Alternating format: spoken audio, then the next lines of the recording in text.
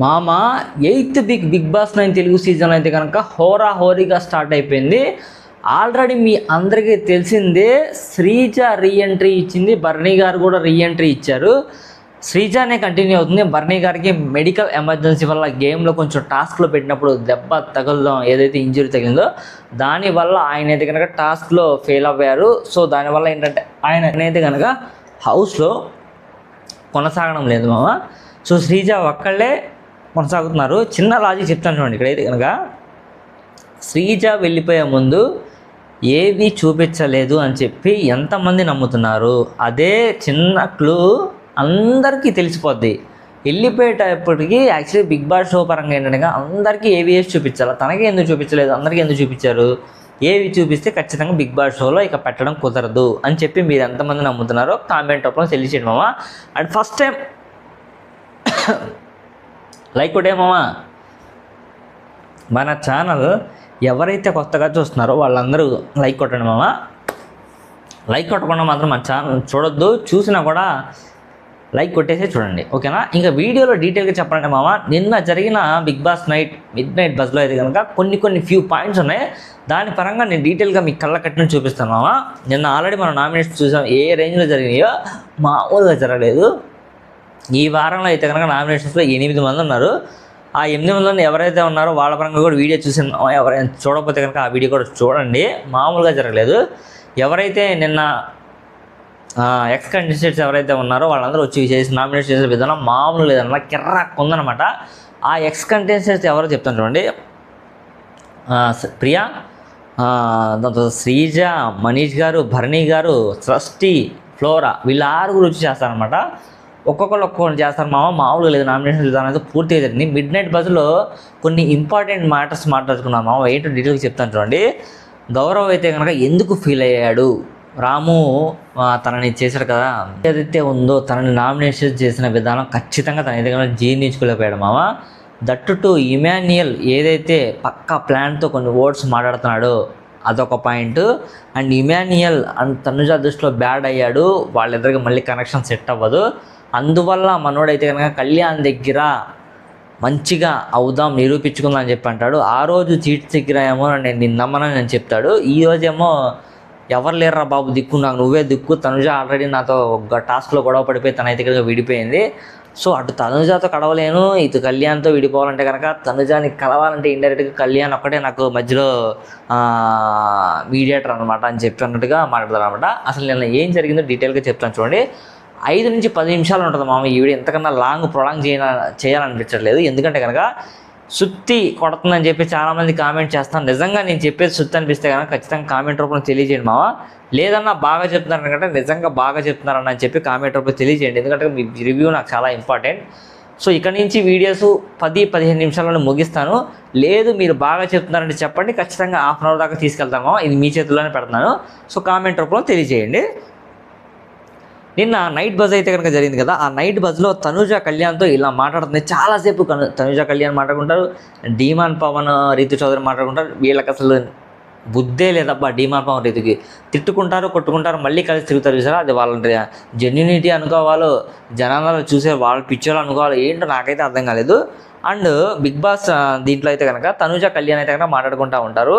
Talk about Tanuja ఇలా మాట్లాడుకుంటారు అన్నమాట. నేను ఇలా చేశానా అలా చేశానా అని మాధురి అండ్ ఇమాన్యుయల్ అంటారని చెప్పి కళ్యాణ్తో అంటుందన్నమాట.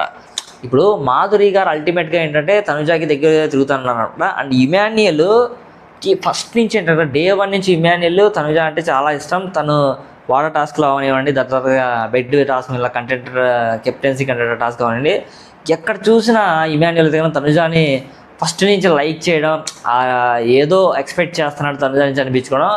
ఒకనొక సమయంలో వాళ్ళకిద్దరు అయితే కనుక హౌస్లో నాన్నగారే సపోర్ట్ చేస్తున్నాడు తనుజ ఆ మాట ఎప్పుడైతే ఉందో అప్పుడు బర్నీ అయితే ఫిక్స్ అయిపోయాడు. దట్టు ఏంటంటే నాకు సార్ ముందే తను చెప్పడం, తనైతే కనుక ఇక ఓపెన్ అప్ అయిపోయాను. ఎక్కడైతే చెప్పకూడదు అక్కడ చెప్పింది కదా తనుజ. ఇక నేను ఖచ్చితంగా దీన్నైతే క్షమించాలన్న దృష్టిలో మన ఇమాన్యుయల్ మనసులో పెట్టేసుకున్నాడు. సో అందరికి క్లారిటీగా ఉంది. మనోడు చెప్తా ఉంటాడు అనమాట. ఎవరికి? సంజనాకి. మా అమ్మ అందరికీ క్లారిటీ ఉంది. ఆట ఎలా ఆడాలో అప్ టు 15th వీక్ వరకు కూడా గేమ్ ఎలా ఆడాలో అందరికీ క్లారిటీ ఉంది. మనమే పిచ్చోళ్ళం అనుకుంటున్నాం, అలా ఏం లేదు, అందరు క్లారిటీగానే ఉన్నారు అని చెప్పి చెప్తున్నాను అనమాట. దీని తర్వాత నిఖిల్ అండ్ గౌరవ్ వాళ్ళిద్దరు కూర్చొని మాట్లాడుకుంటా ఉంటారు. వాళ్ళిద్దరు కూర్చొని మాట్లాడుకుంటా ఒకనొక సందర్భంలో వచ్చి రాము నన్ను ఎందుకు అసలు నామినేట్ చేయడం, నేను అసలు ఎక్స్పెక్ట్ చేయలేదు తన నుంచి అయితే కనుక. ఎక్స్పెక్ట్ చేశానులే కానీ బట్ తన నుంచి అయితే ఎక్స్పెక్ట్ చేయలేదు, నన్ను ఎలా అన్ఫిట్ ఫర్ కెప్టెన్ అంటాడు, నేను అన్ని విధాలుగా మంచిగా చేశాను అని చెప్పి తన వచ్చిన లాంగ్వేజ్లో తనైతే స్లాంగ్లో ఎక్స్ప్లెయిన్ చేస్తాడనమాట. Demon and Rithu nomination topic అయితే మాట్లాడుకుంటూ ఉంటారు మామ. యాక్చువల్లీ డీమాను రీతు చౌదరి ప్రతి విషయంలో నిన్న ఎస్పెషల్లీ అంతకుముందు ఓకే, ఎప్పుడైతే కెప్టెన్సీ కంటెండర్ టాస్క్ జరిగినప్పుడు ఆ గ్యాంగ్స్టర్ టాస్క్ జరిగినప్పుడు ఆ టాస్క్లో రీతు చౌదరి డబ్బులు ఇవ్వడం అనేది ముందు ఇచ్చేసి చెప్పిస్తే బాగుండేది. చెప్పకుండా ఇవ్వడం వల్ల డీమాన్ దృష్టిలో ఏమో రీతు చౌదరి బ్యాడ్ అయ్యింది, అందరి దృష్టిలో బ్యాడ్ అయ్యింది. తన తప్పుని ఒప్పుకోకుండా మళ్ళీ కప్పుపుచ్చుకోవడానికి పద్దాక దాన్ని కెలుక్కుంటా ఎక్కడ తను జనాల దృష్టిలో తగ్గిపోద్దని చెప్పి ప్రతి చోట ప్రూవ్ చేసుకుందామని చెప్పి చూస్తుంది. బట్ డీమాన్ పవన్ అయితే కనుక ఛాన్స్ ఇవ్వట్లేదు.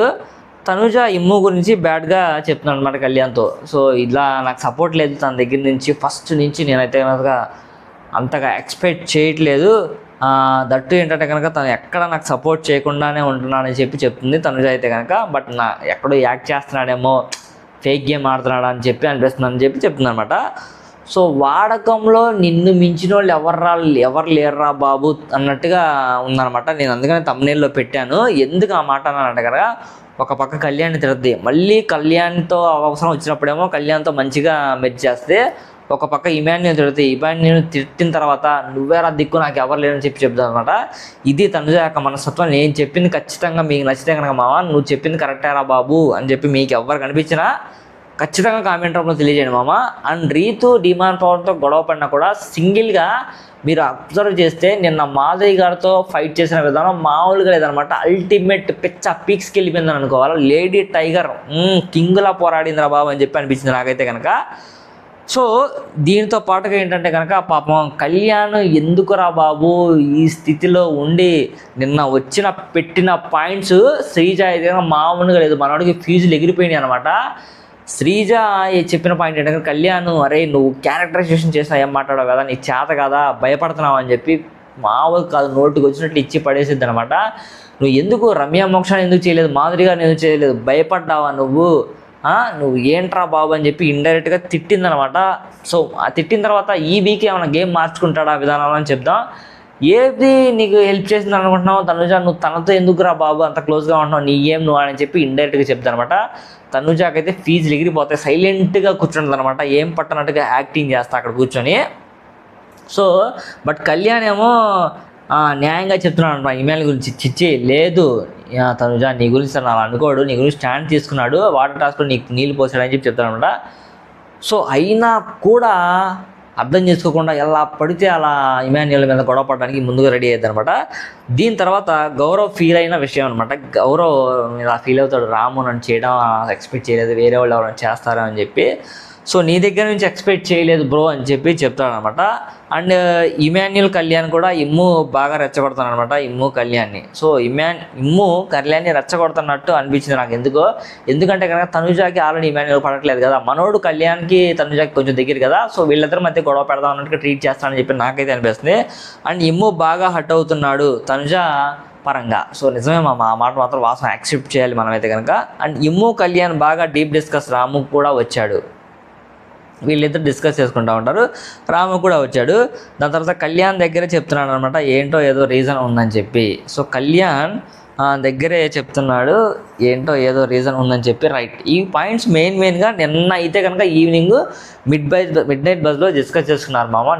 నిన్న మిడ్ నైట్ బజ్లో డిస్కస్ చేసుకున్న వాళ్ళు మెయిన్గా వీళ్ళే, కళ్యాణ్ తనుజ ఒక పాయింట్, రీతు డీమాన్ ఒక పాయింట్, దీని తర్వాత ఇమాన్యుల్ సంజన ఒక పాయింట్, ఇమాన్యుల్ కళ్యాణ్ ఒక పాయింట్. మెయిన్గా వీళ్ళు మామ. దాని తర్వాత గౌరవ్ రాము గురించి బాధపడుతూ డిస్కస్ చేస్తున్నాడు అనమాట. హౌస్లో ఎవరెవరు పడట్లేదో, ఎవరితో పడట్లేదో వాళ్ళ మీద నైట్ బజ్లో మినిమంగా మనమైతే కనుక నైట్ బస్లో ఇవే ఎక్స్ప్లెయిన్ చేస్తాం డీటెయిల్గా, ఎవరికి పడట్లేదు, ఎందుకు పడట్లేదు ఏంటని చెప్పి. ఈ రోజు నుంచి బిగ్ బాస్ నైట్ బస్లో అయితే కనుక ఈ ఇన్ఫర్మేషన్ నేనైతే కనుక ఇస్తాను మామ. అది మ్యాక్సిమం నైట్ టైం డిస్కస్ చేసుకునే టాపిక్స్లోనే ఒక 5 to 10 పాయింట్స్ మెయిన్గా డీటెయిల్గా దాని గురించి అయితే చెప్తాను. మీకు క్లియర్గా అర్థం అవ్వడానికి చెప్తాను మా, ఓకేనా? నాకు ఏదో వ్యూస్ వచ్చేయాలి, నాకు లైక్స్ వచ్చేయాలని కాదు. సో నేను చెప్పే పాయింట్ మీకు అర్థమైతే చాలని చెప్పి ఎక్స్పెక్ట్ చేస్తున్నాను మా. ఈ వీడియో అయితే ఇక్కడ క్లోజ్ చేస్తున్నాను. Thank you so much. Bye.